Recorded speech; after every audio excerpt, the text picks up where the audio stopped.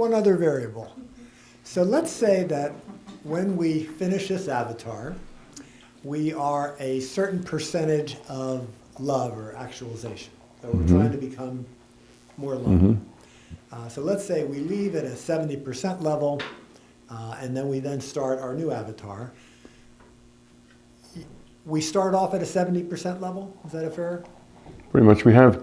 It's not that we really are at that 70% level. We start with a potential that's already been fulfilled once at that level. We still have to re-earn it by our choices.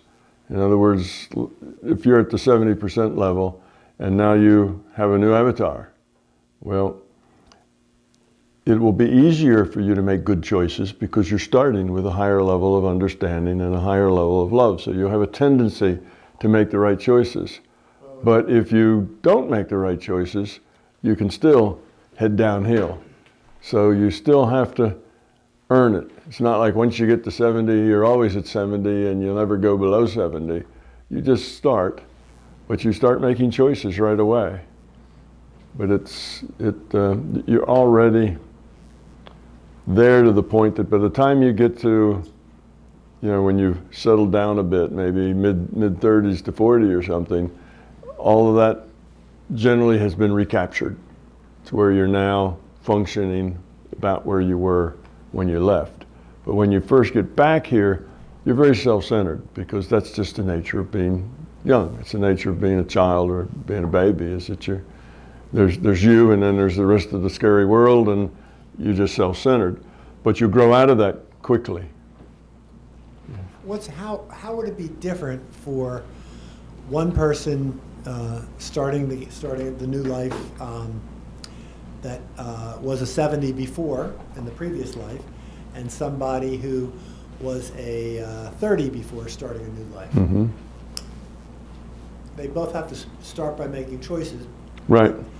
But they have some memory of... No, just some proclivity to make those choices. Let me give you an example. My daughter, my youngest daughter, she is an old soul. And here's an example of her at, say, maybe 3 years old. She goes for a wellness visit or something at the pediatrician's office. She comes out and they have a big box full of little toys. The kind where you get 300 for $1, at Oriental Trading Company. Yeah, but the children get to pick one. So the nurse hands her the box of toys. You've been a nice little girl, here, have a toy. And she reaches in and she gets 2 toys. And the nurse says, oh no, just 1 toy. And she says, but I need one for my sister and one for my brother. You see, so that was just her, it's the way she was. She didn't even think about getting a toy for herself. She saw that and says, oh, I gotta get one for my sister and my brother.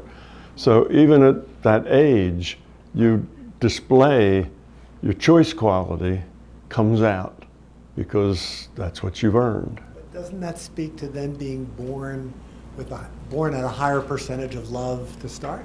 By proclivity, isn't that? No, it's just what she's earned.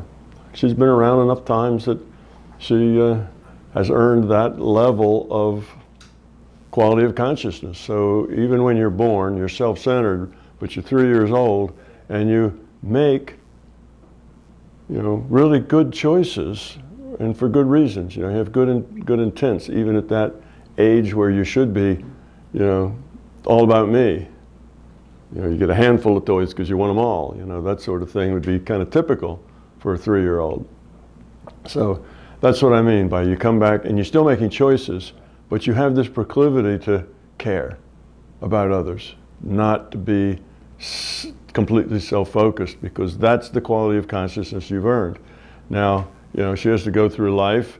She's now getting close to 30 years old, and she's pulled it together. She kind of knows what she's doing. She's very successful in her career and a very successful mom and all the rest of it. But she still has that awareness of others and ability to give is just as clear as it could be. So by the time she's in her 40s and 50s, she'll be on top of her game So entirely. Proclivity goes with her at birth then? Yeah. Predisposition to Yeah, predisposition to make better choices. So that's really what it is.